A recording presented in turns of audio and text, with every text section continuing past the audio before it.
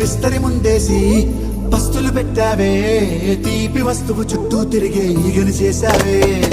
చీచీ సిగ్గలేని మొగుడు గారండాయ్, గుయ్ గుయ్ గుయ్ గుయ్ అంటూ మీదికి రాకండాయ్. గంపెడి పిల్లలతో ఇంటిని నింపావే, సాపాదిండు సంసారాన్ని మేడెక్కించావే. ఇరుగు పొరుగు ముందు సరసాల కెట్టి పడుకోరే కుక్కలాగా మీ వాళ్ళు, ఏం చేస్తాం ఎక్కేస్తాం మిట్టాగే డాబాలు.